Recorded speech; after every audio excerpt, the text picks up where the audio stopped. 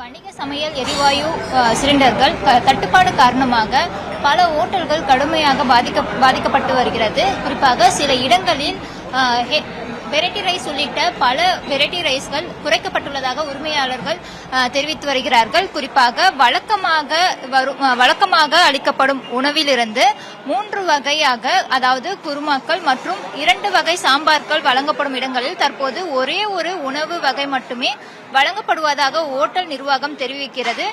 மேலும் சிலிண்டர் கிடைப்பதில் ஏற்பட்டுள்ள சிக்கல் காரணமாக ஓட்டல் உரிமையாளர்கள் தொடர்ந்து 2வது நாளாக பாதிப்பை சந்தித்து வருகிறார்கள்.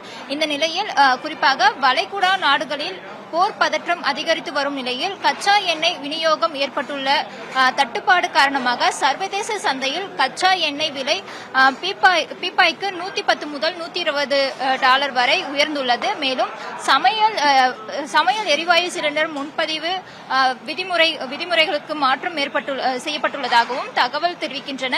ஒரு சிலிண்டர் வைத்திருப்பவர்கள் குறிப்பாக 21 நாட்கள் இடைவெளியில் முன்பதிவு செய்ய அனுமதி வழங்கப்பட்ட நிலையில் 2 சிலிண்டர்கள் வைத்திருப்பவர்களுக்கு 30 நாட்கள் இடைவெளி நிர்ணயிக்கப்பட்டுள்ளது. மேலும் ஏற்கனவே வீட்டு உபயோக கேஸ் சிலிண்டர் விலை ₹60 உயர்த்தப்பட்டுள்ள நிலையில் வணிக கேஸ் சிலிண்டர் விலை ₹115 அதிகரிக்கப்பட்டுள்ளது. தற்பொழுது மீண்டும் உபயோக சிலிண்டர் விலை ₹9280 வணிக சிலிண்டர் விலை ₹2443 விற்பனை செய்யப்படுகிறது. மேலும் நேற்று ஹோட்டல்களுக்கு வரக்கூடிய சிலிண்டர் ஒன்று கூட வரவில்லை என்றும் இன்று கிடைக்குமா என்ற நிலையும் தெளிவில்லை என கடை உரிமையாளர்கள் கவலை தெரிவிக்கின்றனர்.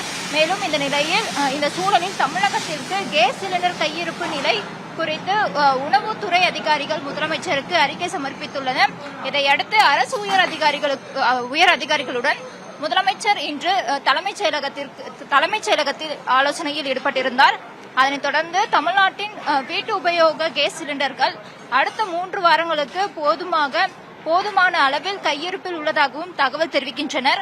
மேலும் வணிக சிலிண்டர்கள் தட்டுப்பாடு நிலவி வருவதால் தடையின்றி கேஸ் சிலிண்டர் விநியோகம் நடைபெற மத்திய அரசுக்கு தமிழக அரசு கடிதம் எழுதியுள்ளதாகவும் தகவல் கிடைத்துள்ளது.